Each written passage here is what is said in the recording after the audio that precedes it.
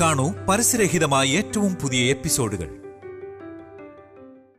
നിന്റെ മകളുടെ ജനനത്തിനു മുന്നേ തന്നെ ശത്രുവായി മാറിയ അവൾ മലകളും പുഴകളും താണ്ടി ഈ നാട്ടിലേക്ക് വരും.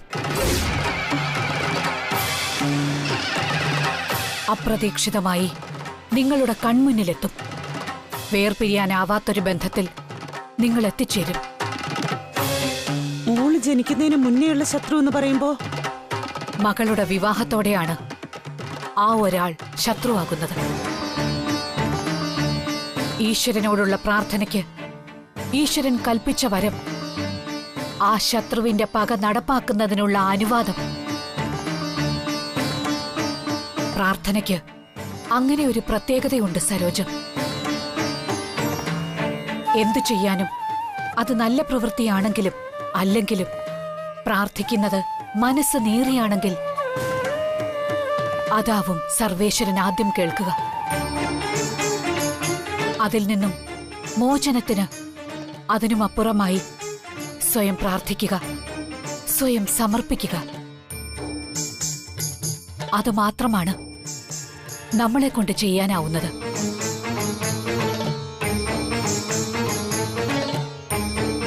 ഭർതൃഗൃഹത്തിലുള്ള ശത്രുത ഒരു പരിധിവരെ ഈശ്വരൻ തടഞ്ഞു നിർത്തിയിട്ടുണ്ട്. നിന്റെ മകളുടെ യാത്ര ഇതുവരെ നേരിട്ട് കാണുകയോ അറിയാത്തതോ ആയ ആളുകളുടെ പുറകെയാണ്. ആ അന്വേഷണത്തിൽ അവൾ കണ്ടെത്തേണ്ട തെളിവുകൾ ഇതിനകം നശിപ്പിക്കപ്പെട്ടു കഴിഞ്ഞിരിക്കുന്നു.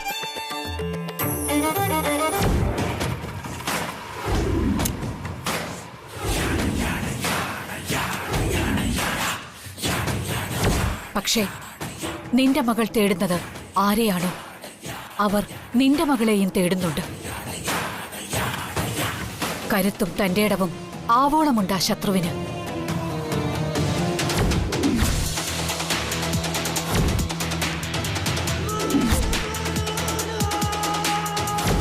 ഒരു കണ്ണുകൊണ്ട് പകയും മറു കണ്ണുകൊണ്ട് കരുണയും കാണിച്ച് ആരുമറിയാതെ ആ ശത്രു ഈ നാട്ടിൽ നിലയുറപ്പിക്കും. നിലമൊരുങ്ങിക്കഴിഞ്ഞു. ഇനി എഴുന്നള്ളത്താണ്. സർവനിഗ്രഹമാണ് ആഗമനോദ്ദേശം. തടുക്കാനാവാത്ത നിമിത്തങ്ങളെ സന്ദർഭോചിതമായി നേരിടണം സരോജം. നിഗ്രഹിക്കാനുള്ള വരം കൊടുക്കുന്നതും രക്ഷിക്കാനുള്ള പരിഹാരോപായവും അന്നപൂർണേശ്വരിയിലായതുകൊണ്ട് പ്രാർത്ഥിക്കുക. രക്ഷാമാർഗം അവിടുന്ന് കാണിച്ചു തരും.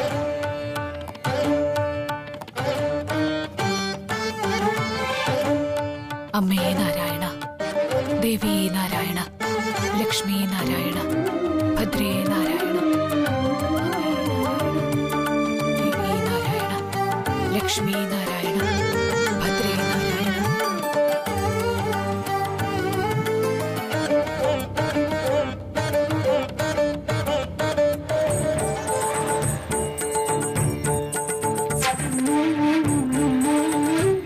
ഈശ്വര്യമ്മ വന്നിരുന്നല്ലോ സരോജം, എന്താ പറഞ്ഞത്?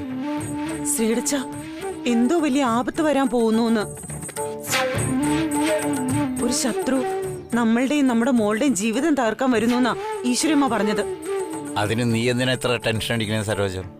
പണ്ട് നമ്മൾ കോളനിയിൽ താമസിക്കുന്ന കാലത്താണെങ്കിൽ ഇതൊക്കെ കേട്ട് പേടിക്കുന്ന ഒരു കാലം ഉണ്ടായിരുന്നു. ഇപ്പം മുകളിൽ ആകാശവും താഴെ ഭൂമി എന്ന് പറഞ്ഞ് ജീവിക്കുന്ന നമുക്ക് എന്താ ആപത്ത്? ആരുണ്ടാക്കാനാ? നമ്മുടെ കാര്യം ഓർത്തിട്ട് എനിക്ക് പേടിയില്ല ശ്രീടച്ച. പക്ഷെ മോള് എങ്കിൽ നീ ഒട്ടും പേടിക്കാതിരിക്കേണ്ടത് അവളുടെ കാര്യത്തിലാ. കാരണം അവൾക്കൊന്നും വരാതിരിക്കാൻ അവളുടെ മുൻപിൽ ഒരു ചെറുത്തുനിൽപ്പിന് രവി സാറുണ്ട്, രാജാറാം സാറുണ്ട്, സെക്യൂരിറ്റികളും ഉണ്ട്. അങ്ങനെ ഒരു സന്നാഹം അവൾക്ക് ചുറ്റിലുള്ളപ്പോ ഒരു ശത്രു, ആരെങ്കിലും അങ്ങനെ ഒരു ശത്രുതയായിട്ട് വരികയാണെങ്കിൽ ആ ശത്രു നിന്നെപ്പോലെ ഒരു കഴുതയാവാനേ തരവുള്ളൂ. മോള് വരാൻ സമയമായി. ആവശ്യമില്ലാതെ ടെൻഷൻ അടിക്കാതെ ഇത് കൊണ്ടുപോയി കത്തിച്ച് ചായ ഉണ്ടാക്കൂ. ചെല്ല്.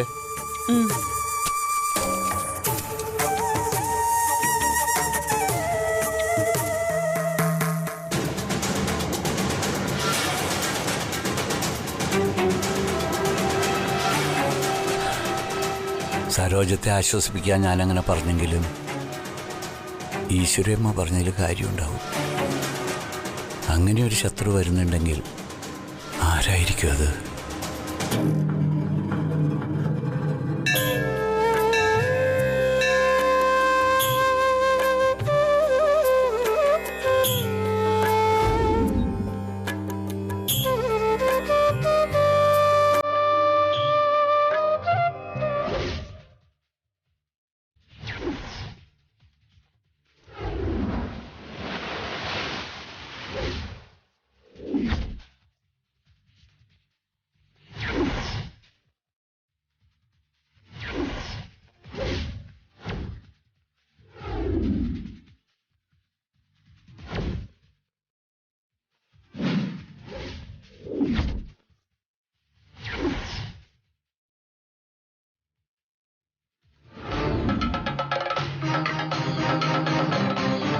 என்னம்மா சௌக்கியமா? சௌக்கியமா இருக்கீங்க சாமி. கடவுள் புண்ணியத்துல நல்லா இருக்கு சாமி.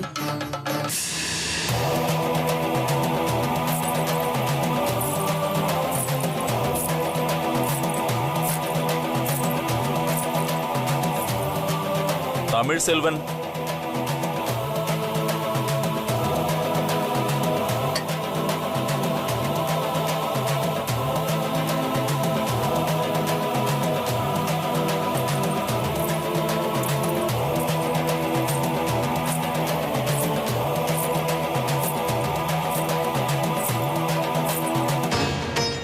குமுதம்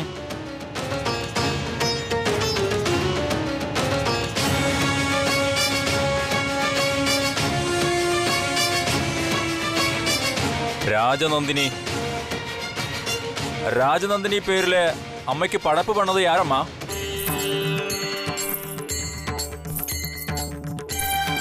മുന്നാടി വാങ്ങോ.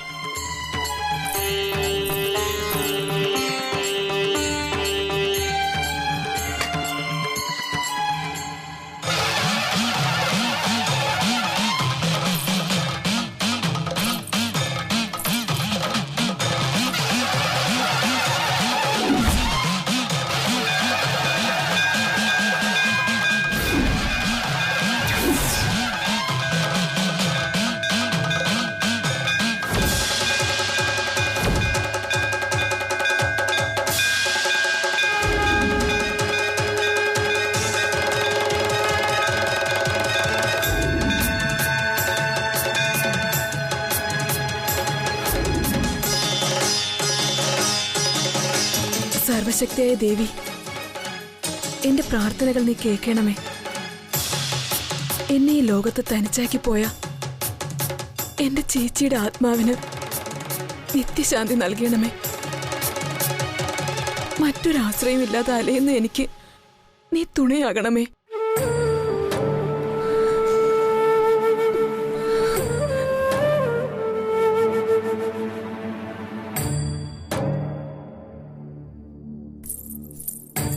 அம்மா என்னம்மா? എതുക്കമ്മാ കണ്ണ് കലങ്ങിയിരിക്ക്? ഒന്നുമില്ല സ്വാമി. മോള് മലയാളിയാണല്ലേ? അതെ. എല്ലാ ദിവസവും രാജനന്ദിനിയുടെ പേരിൽ അർച്ചന നടത്തുന്നുണ്ടല്ലോ. മോൾ ഏതാ? എവിടെയാ വീട്? മോളുടെ പേരാണോ രാജനന്ദിനി? ഇല്ല സ്വാമി, എന്റെ പേര് രാഗസുദേന. ഓ ആമാ, യാരെന്താ രാജനന്ദിനി? രാജനന്ദിനി എന്റെ ചേച്ചിയാ. ഒരു നോക്കിലോ വാക്കിലോ പ്രവൃത്തിയിലോ ആരെയും നോവിക്കാത്ത, സ്നേഹിക്കാൻ മാത്രം അറിയാവുന്ന എന്റെ ചേച്ചി. മോളെ കരയാതെ. ചേച്ചിയുടെ കൂടെ എന്തെങ്കിലും പ്രശ്നമുണ്ടോ? എതുക്ക് അഴുകുറ? அவங்க இப்போ உங்க கூட பேச மாட்டீங்களா? அதான் உன் அக்கா வெளியூர்ல போயிட்டாங்களா? ഇല്ല സ്വാമി, എന്റെ ചേച്ചി ഇപ്പോ ഈ ലോകത്തില്ല. എന്നെ അനാഥയാക്കി ഇനി ഒരിക്കലും തിരികെ വരാത്ത ലോകത്തേക്ക് എന്റെ ചേച്ചി യാത്രയായി.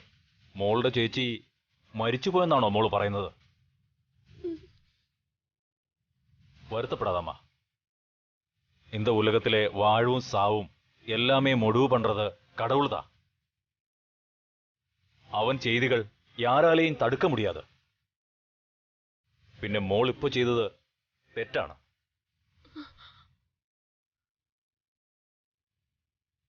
മരിച്ചവർക്ക് വേണ്ടി നമ്മൾ ഒരിക്കലും അർച്ചന നടത്തരുത്. അവർക്ക് നമ്മൾ ചെയ്യേണ്ടത് തീതി കൊടുക്കുകയാണ്. മലയാളത്തിൽ പറഞ്ഞാൽ ശേഷക്രിയ. അറിയാം സ്വാമി. പക്ഷേ എന്റെ ചേച്ചിയുടേത് ഒരു സാധാരണ മരണമായിരുന്നില്ല. അതൊരു കൊലപാതകമായിരുന്നു. കടവുളെ, കൊലയാ? യാരമ്മാ അത് സെഞ്ചത്? എതുക്കാകെ? അങ്ങനെ ഒരു പാവം കുട്ടിയെ എന്തിനാണമ്മ കൊല ചെയ്തത്? പാവമായിരുന്നത് കൊണ്ടാ സ്വാമി അയാൾ എന്റെ ചേച്ചി കൊന്നത്. സ്വത്തിനും സമ്പത്തിനും മാത്രം വില കൽപ്പിച്ച ദുഷ്ടനായ ഒരാൾ പ്രണയം നടിച്ച് എന്റെ ചേച്ചിയെ വിവാഹം കഴിച്ചു. ചേച്ചിയുടെ പേരിലുണ്ടായിരുന്ന സ്വത്തുക്കളെല്ലാം തന്റെ സ്വത്തുക്കളോട് ചേർത്ത് വെക്കാനായി അവരെന്റെ ചേച്ചിയെ കൊന്നു, എന്നെ നാട് കടത്തി. എന്റെ ചേച്ചിയുടെ മരണത്തിന് കാരണക്കാരായവരുടെ പതനം കണ്ടതിന് ശേഷമേ ഞാൻ എന്റെ ചേച്ചിക്ക് ശേഷക്രിയ ചെയ്യൂ. അതുവരെ എന്റെ ചേച്ചിയുടെ ആത്മാവിന് ശക്തിയേകാനായി ഞാൻ പൂജകളും വഴിപാടുകളും ചെയ്തുകൊണ്ടേയിരിക്കും. എന്റെ ചേച്ചി എനിക്കല്ല. പറയൂ സ്വാമി, ഞാൻ ചേച്ചിക്ക് വേണ്ടി അർച്ചന ചെയ്തത് തെറ്റാണോ സ്വാമി? എന്റെ ചേച്ചി എന്റെ മനസ്സിൽ ഇന്നും ജീവനോടെ ഉണ്ടെന്നാണ് ഞാൻ വിശ്വസിക്കുന്നത്. മോളുടെ വിഷമം എനിക്ക് മനസ്സിലായി. തെറ്റ് ചെയ്യുന്നവരെ ശിക്ഷിക്കാൻ മോളോടൊപ്പം ഉഗ്രസ്വരൂപിണിയായ മുത്തുമാരിയമ്മൻ അരുളിരിക്കും. നിന്റെ മനസ്സിലുള്ളതെല്ലാം അമ്മയോട് പറഞ്ഞ് പ്രാർത്ഥിക്ക്. ഫലം കാണാതിരിക്കില്ല. നിന്റെ ചേച്ചിയെ ചതിച്ച് നിന്നെ അനാഥയാക്കിയ ദുഷ്ടന്മാർക്ക് കണ്ടിപ്പാ അമ്മ ബദൽ കൊടുക്കും.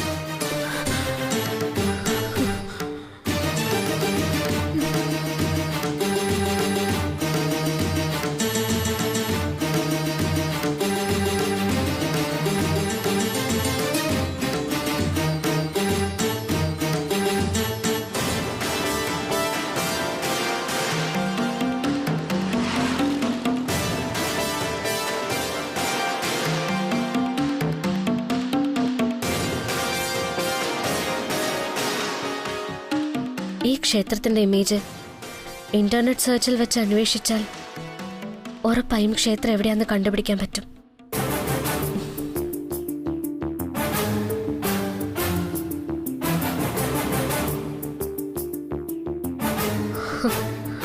മുത്തുമാരിയമ്മൻ കോവിൽ, സ്ഥലം മാർത്താണ്ഡം. മാർത്താണ്ഡത്ത് നിന്നും 13 കിലോമീറ്റർ മാറിയാണ് ക്ഷേത്രമുള്ളത്. അപ്പോ എത്രയും അടുത്ത ദിവസം അവിടെ എത്തണം. രാഗസുധയെക്കുറിച്ച് അന്വേഷിക്കണം. പക്ഷേ എങ്ങനെ പോവും?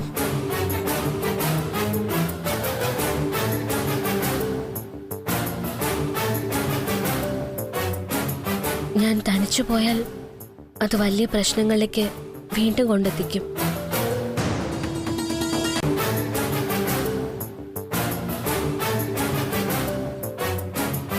ഞാൻ തനിച്ചു പോയാൽ രവി സാറിനോട് ക്ഷേത്രത്തിൽ പോണെന്ന് പറഞ്ഞ് സമ്മതിപ്പിക്കണം. അതാണ് ആകെയുള്ളൊരു വഴി. പക്ഷേ സാറ് സമ്മതിക്കോ? എങ്ങനെയെങ്കിലും സമ്മതിപ്പിച്ചേ മതിയാകൂ. സാറ് സമ്മതിക്കും. ഞാൻ പറഞ്ഞാൽ സാറ് നോ പറയില്ല. അപ്പോ ഈ ക്ഷേത്രത്തിൽ പോകുന്നു, രാഗസുധയെ കണ്ടുപിടിക്കുന്നു.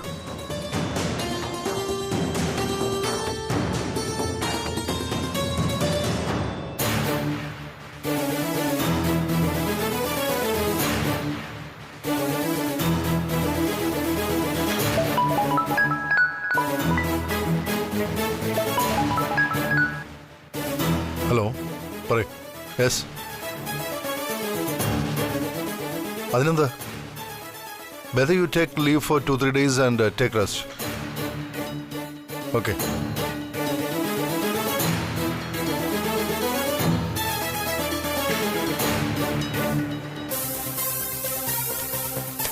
സർ. സാൻഡ്ര, പെൻഡിങ് ഫയലിൽ ഞാൻ സൈൻ ചെയ്തിട്ടുണ്ട്. Thank you. സാൻഡ്ര, ഞാനൊരു മെയിൽ ഫോർവേഡ് ചെയ്തിട്ടുണ്ട്. താൻ ആ ബോംബെ കമ്പനി മാനേജറുമായിട്ടൊന്ന് സംസാരിക്കുക. Okay sir. Sandra, sir. Sreelakshmi ഓഫീസിൽ ആക്റ്റീവ് ആകാൻ കുറച്ച് ദിവസങ്ങൾ എടുക്കും. അപ്പോൾ രാജനന്ദിനി സെൽസിൻ്റെ എല്ലാ കാര്യങ്ങളും സാൻഡ്ര കൂടി ഒന്ന് ശ്രദ്ധിക്കണം. Sure sir. മാഡത്തിനിപ്പോ എല്ലാം നന്നായി വരുമെന്ന് തന്നെയാണ് വിശ്വാസം. നന്നായി വരണേന്ന് തന്നെ പ്രാർത്ഥന. ശ്രീലക്ഷ്മി വന്നല്ലോ. How are you ma'am? I am fine Sandra madam. Madam, pending files എന്തെങ്കിലും ഉണ്ടെങ്കിൽ എന്നെ ഏൽപ്പിച്ചോളൂ മാഡം. സാറിനോട് പറഞ്ഞിരുന്നു മാഡത്തിന് ഹെൽപ്പ് ചെയ്യണമെന്ന്. ഓക്കെ. Thank you madam.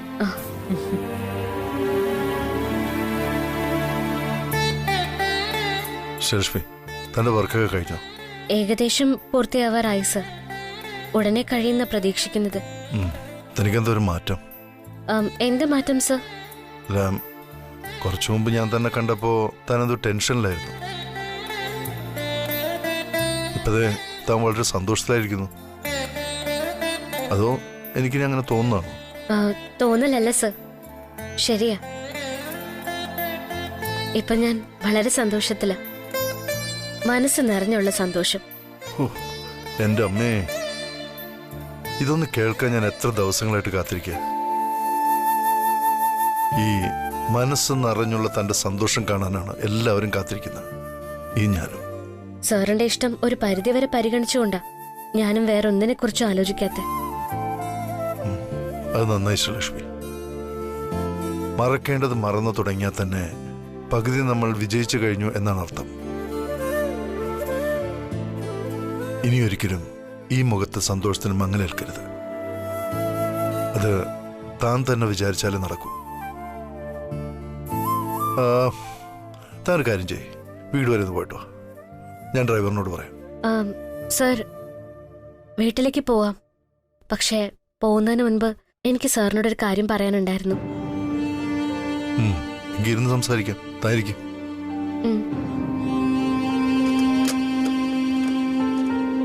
പറയൂ ശ്രീലക്ഷ്മി, എന്താ തനിക്ക് പറയാനുള്ളത്? എന്തായാലും കേൾക്കാൻ ഞാൻ റെഡിയാ. അത് സർ, ഈ ഇടയായിട്ട് നടന്ന കുറെ ഇൻസിഡൻസ് കാരണം നമ്മളുടെ രണ്ടാളുടെയും മൈൻഡ് അപ്സെറ്റ് ആയിരുന്നു. പക്ഷേ ഇപ്പൊ എല്ലാം ഓക്കെ അല്ലേ? അതെ, ശ്രീലക്ഷ്മി ഓക്കെ ആയതുകൊണ്ട് ഞാൻ ഡബിൾ ഓക്കെയാണ്. എങ്കിൽ നമുക്ക് എവിടേക്കെങ്കിലും ഒരു യാത്ര പോയാലോ സർ? പലവട്ടം മുടങ്ങിപ്പോയ നമ്മൾ ഒരുമിച്ചുള്ളൊരു യാത്ര. സാറിന് സമ്മതമാണെങ്കിൽ മാത്രം മതി. എന്റെ സന്തോഷം കളയണ്ടെന്ന് കരുതി സാർ സമ്മതിക്കരുത്. ഞാൻ എന്തിനാടോ സമ്മതിക്കാതിരിക്കുന്നത്? It's a good thought. ഞാനിത് തന്നോട് അങ്ങോട്ട് പറയണമെന്ന് ഓർത്തിരിക്കുകയായിരുന്നു. അതേടോ സത്യം. ഈ പുതിയ സ്ഥലങ്ങളിലൊക്കെ പോകുമ്പോൾ നമുക്കൊരു പ്രത്യേക അനുഭവം ഉണ്ടാവും. ഞാൻ ആദ്യം തന്നോട് ഇഷ്ടമാണെന്ന് തുറന്നു പറഞ്ഞത് ഒരു യാത്രാമധ്യയിലായിരുന്നു.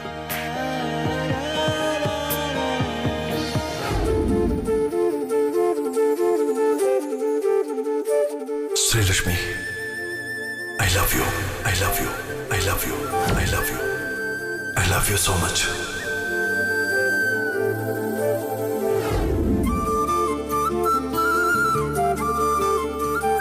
താൻ എന്നെ ഇഷ്ടമാണെന്ന് പറഞ്ഞതും ഒരു യാത്രക്കിടയിലായിരുന്നു.